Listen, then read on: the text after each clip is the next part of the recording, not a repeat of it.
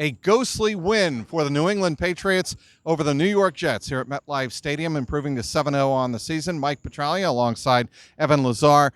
What can you say about the Patriots defense that hasn't already been said? Right. Superlatives all over the place. 4 interceptions of Sam Darnold. Evan, it got so bad that ESPN's mics, and Sam Darnold was mic'd up during this game, said, "They've got me seeing ghosts." That's how good the Patriots defense is right now. I think the coolest thing what the Patriots defense did tonight was that they showed those zero blitzes early on in the game. Devin McCourty's interception was on one of those zero blitzes where they send the house. They only have 4 or 5 guys in the secondary to protect. Then the other thing that they do is that they'll bluff the zero blitz and then they'll back off and they'll actually end up dropping 7 in coverage. Terrence Brooks' interception was a play where they showed the zero blitz and backed everybody off and only rushed 4 and dropped 7. And Darnold was still seeing those ghosts and he still felt like that pressure was coming, but that pressure wasn't actually coming. It was just a standard 4-man rush. So the ability to jump in between those things, show it and go, show it and not go, and the kind of mind games that they're playing with opposing quarterbacks right now is really fun to watch. 2 of the 4 interceptions in the red area, and I asked Devin McCourty after the game, even though his wasn't one of them, how important it is for the Patriots to play that kind of defense. And he said that's one of the big things for our defense, one of the 2 big things.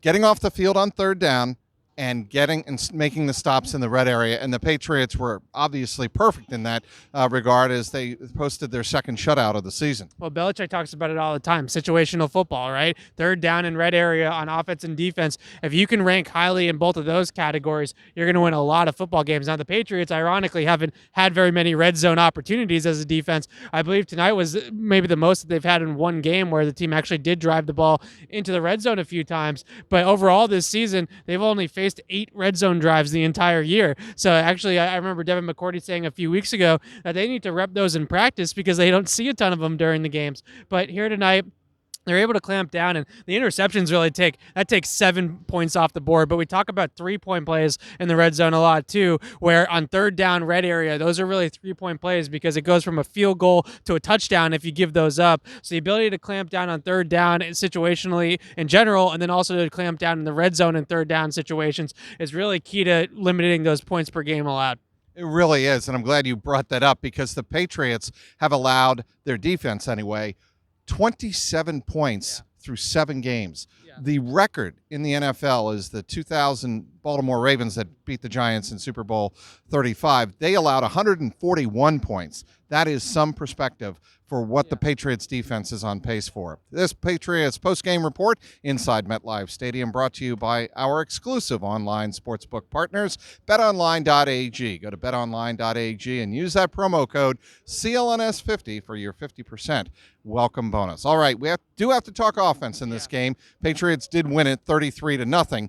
And the key to the game offensively was the first drive of the game. The Jets win the toss and defer to the Patriots. The Patriots take the ball 16 plays, 75 yards, and over 8 minutes off the first quarter clock and punch it in with Sony Michel's first of 3 touchdowns. It was the longest opening drive any team has had all season long in the entire NFL. And really, I think that points to those scripted plays. The ability for Josh McDaniels to find a weakness in the Jets and script those first 16 to 20 plays that they had and be able to move the ball and execute those at a high level.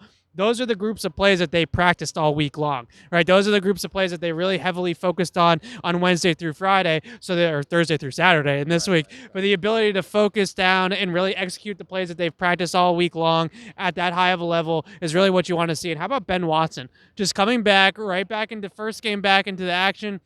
He catches the 3rd down play, catches a 4th down play later on. The ability to beat linebackers from the tight end position inside the formation, to have a guy that can get one-on-one against a linebacker and win that matchup at the tight end position is something that they didn't really have with Lacoste and Izzo or Eric Tomlinson. Watson gives them that option. I think it's going to be really key, and you can see how a lot more comfortable Brady looks when he has that tight end option to be able to go to, and that kind of safety valve guy with a big body in the middle of the field.